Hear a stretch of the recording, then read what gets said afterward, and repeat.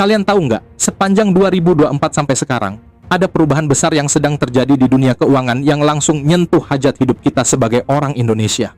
Arab Saudi, yang selama 50 tahun setia sama dolar Amerika buat jual minyak, sekarang mulai menerima yuan Cina.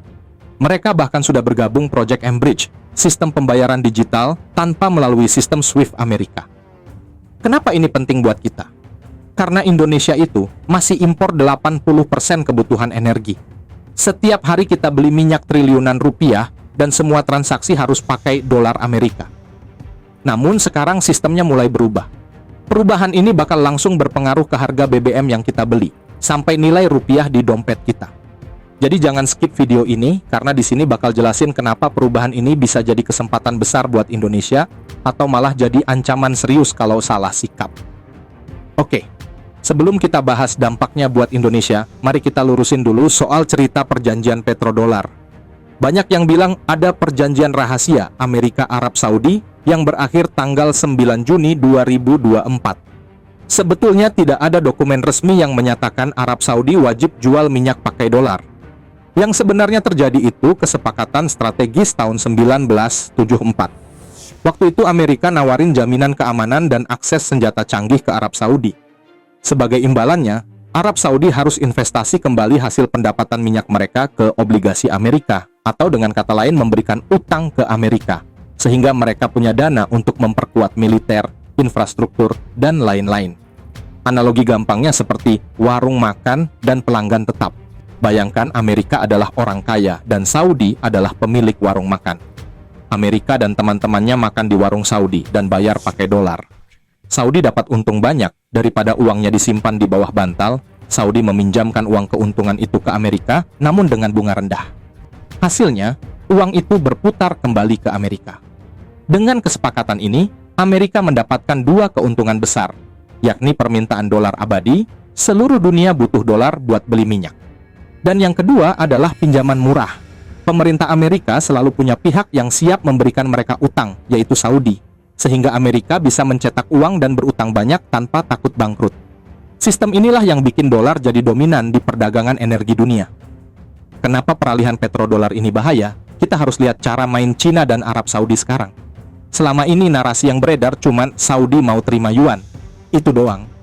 Padahal kalau cuma terima yuan, Saudi rugi. Yuan itu masih susah dipakai belanja di pasar internasional, beda sama dolar atau euro. Makanya Cina memberikan akses ke emas. Sebuah mekanisme yang sangat cerdik. Saudi kirim minyak ke Cina, dibayar pakai yuan.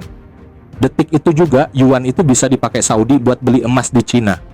Jadi secara teknis, Saudi itu tukar minyak jadi emas. Yuan cuma jadi tiket perantaranya.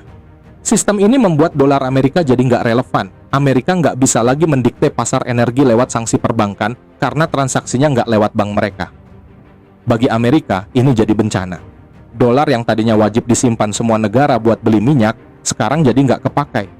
Dolar nganggur ini bakal balik ke sistem keuangan Amerika, membuat inflasi di sana meledak. Dan obatnya cuma satu, The Fed akan menaikkan suku bunga. Dengan situasi ini, Amerika juga tak tinggal diam. Saat Arab Saudi meninggalkan petrodolar, Amerika memberikan tekanan besar pada Saudi.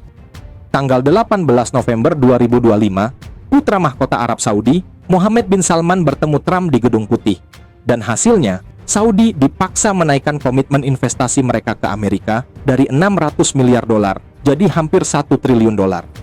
Dengan hadiah, Saudi diizinkan membeli F-35, jet tempur paling canggih Amerika yang selama ini eksklusif buat Israel di kawasan. Saudi juga harus menerima berbagai kesepakatan strategis di bidang energi nuklir, kecerdasan buatan, dan mineral kritis yang menciptakan ketergantungan jangka panjang sama Amerika. Intinya, Amerika bilang ke Saudi, lu mau main sama yuan Cina boleh saja, tapi lu harus bayar kompensasi ke kita. Bukti bahwa lu masih loyal. Amerika tidak panik atau konfrontasi langsung soal petro yuan. Malah mereka menjadikan ini kesempatan untuk memeras Saudi lebih dalam dan memastikan Saudi tetap tergantung sama Amerika. Buat Saudi, ini dilema yang menyakitkan. Mereka memang dapat diversifikasi pendapatan dari yuan, tapi harus bayar pajak loyalitas yang luar biasa mahal kepada Amerika. Nah, sekarang pertanyaan pentingnya. Bagaimana dampaknya buat Indonesia? Sekarang coba cek kondisi keuangan Indonesia. Ada satu penyakit kronis yang disebut currency mismatch. Gampangnya gini, kita dagang paling banyak saat ini sama Cina. ekspor nikel, batu bara, sawit, itu semua ke Cina. Artinya, pendapatan devisa negara kita makin banyak dalam bentuk non-dolar. Bisa yuan, bisa rupiah, atau mata uang lokal lainnya. Tapi coba tengok utang kita, utang pemerintah, utang perusahaan swasta, sampai tagihan impor minyak buat bensin yang kita isi tiap hari, itu bayarnya mayoritas wajib menggunakan dolar Amerika. Kebayangkan masalahnya? Pemasukan kita pakai mata uang yang nilainya murah, tapi pengeluaran kita pakai mata uang yang nilainya lagi digoreng sama Amerika. Kalau dolar tiba-tiba loncat ke 18.000 gara-gara efek petrodolar tadi, Indonesia makin buntung. Cadangan devisa di Bank Indonesia bakal terkuras habis-habisan, cuma buat nahan nilai tukar, biar nggak jebol. Uang yang harusnya bisa dipakai buat bangun infrastruktur atau subsidi, malah habis dibakar di pasar uang. Dan ingat, ini bukan kejadian sesaat. Diprediksi kondisi pasar yang liar ini bakal jadi makanan sehari-hari sampai tahun 2029. Terus, kalau skenario terburuk ini kejadian, pemerintah bakal ngapain? Opsinya cuma dua, dan dua-duanya bikin sakit kepala. Opsi pertama, pemerintah mati-matian nahan harga BBM biar rakyat nggak teriak.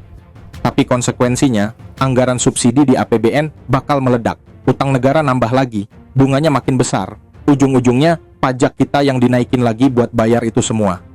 Opsi kedua, pemerintah nyerah dan lepas harga BBM ngikutin pasar. Harga bensin loncat drastis. Kalau bensin naik, harga cabai, beras, telur, semua ikutan naik. Daya beli kalian hancur, tabungan kalian nilainya semakin tergerus. Namun ada strategi yang disebut hilirisasi defensif. Intinya, kita harus maksa dunia butuh sama kita. Jangan lagi jual barang mentah, kita harus jual barang jadi. Kalau barang kita penting dan langka, kita punya posisi tawar. Kita bisa tentukan mau dibayar pakai apa, atau setidaknya margin keuntungan kita cukup gede buat nutupin selisih kurs tadi. Salah satu benteng yang real buat nyelamatin rupiah jangka panjang. Selain itu, secara politik kita juga harus pintar main dua kaki. Jangan musuhi Barat, serta manfaatkan juga duit dari BRICS buat dana cadangan darurat. Itu PR-nya pemerintah. PR kita apa? Jangan naif. Di zaman ekonomi lagi nggak jelas gini, pegang uang cash terlalu banyak itu beresiko. Nilainya dimakan inflasi tiap hari. Mulailah melek aset. Orang-orang yang paham situasi global lagi sibuk mindahin aset mereka ke emas fisik, properti, atau instrumen investasi lain yang bisa ngelawan inflasi. Mereka nggak mau uang hasil kerja kerasnya menguap gitu aja gara-gara dolar ngamuk. Diversifikasi itu kunci. Jangan taruh semua telur dalam satu keranjang. Dunia finansial lagi diriset ulang. Aturan main lama udah nggak berlaku. Ini bukan cuma tentang ganti mata uang transaksi, namun tentang pergeseran fundamental kekuatan dunia. Selama 50 tahun, Amerika menguasai dunia lewat dolar. Sekarang era itu mulai berakhir. Indonesia punya posisi unik. Kita bukan sekutu militer Amerika seperti Jepang atau Korea Selatan yang sulit keluar dari sistem dolar. Tapi kita juga bukan musuh utama Amerika seperti Iran atau Korea Utara. Indonesia bisa menjadi jembatan antara dua sistem, ambil keuntungan dari keduanya tanpa terjebak di satu kubu. Nah, pertanyaan terakhir buat kalian. Menurut kalian, Indonesia harus pilih strategi yang mana? All in support Petro Yuan biar deket sama Cina? Atau tetap loyal sama petrodolar biar Amerika nggak marah? Atau justru bermain aman, di tengah-tengah seperti sekarang? Tulis di komentar, gue pengen tahu perspektif kalian soal masa depan ekonomi Indonesia di era pasca petrodolar ini. Dan jangan lupa subscribe, semoga video ini bermanfaat.